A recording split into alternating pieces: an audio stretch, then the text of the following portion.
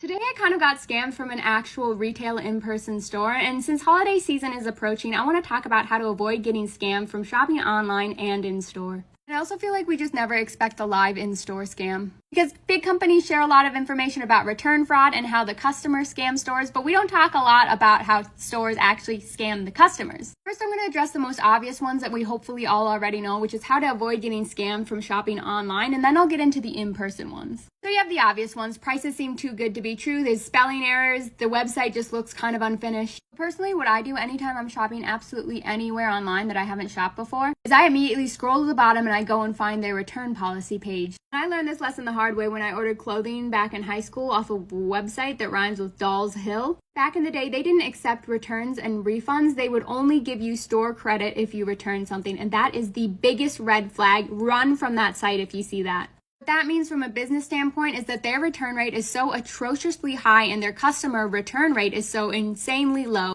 that they cannot afford to offer you a refund because they know that you will not want to keep their clothing if they do. Now, for in-person stores, the first thing you're going to do before you check out that item is you're going to ask, what is your return policy? Such as today, I received a birthday present from a popular boutique here in Minneapolis over in Edina. Very Gen Z, very cute birthday presents. We always buy birthday presents in our friend group from there. And they've always had the weirdest return policies, which said they only accept returns within 10 days of purchasing, which is a problem if you're buying gifts. I would say run fast from these stores as well because they know the average person in a 10-day window is not going to take it home, realize whatever is wrong with it, and then bring it back. We're all busy. But I've always let this store slide because anytime I bring something back with a receipt, they usually just give me in-store credit, and the store is cute enough where I just end up buying something anyway, and it's fine as long as I have my money's worth. But today I go into their store to return this see-through corset that couldn't have cost more than $3 to make for $40, and I pass rows and rows of other corsets that look just like it on the way. And I'm like, hey, this was a gift. It's probably past the 10-day window, but can I just exchange it for something else? Because they've let me do that every single time before. I just assume it's part of their policy. And they refused, and they wouldn't even take it back at its sale price and give me any sort of credit. It was insane. But yes, that's a sign of a store that knows that they're not selling quality products and that people are going to return them. And I'm honestly really disappointed in this store because this is where everyone always buys gifts from, so I had to call up my friends and be like, I guess we can't buy gifts from here anymore because they've changed their policy now, and if you can't return a gift, then that's like a horrible gift. And obviously because I'm an adult, I didn't try and argue with the poor cashier girl. It's not her job. She's not getting paid enough to care about that stuff. But it was just a really disappointing update in their policy and lesson learned going forward. This is why people love stores like Nordstrom's who have a no strings attached return policy because they just know that the quality of their items are going to hold up. So always just avoid stores that are like this one.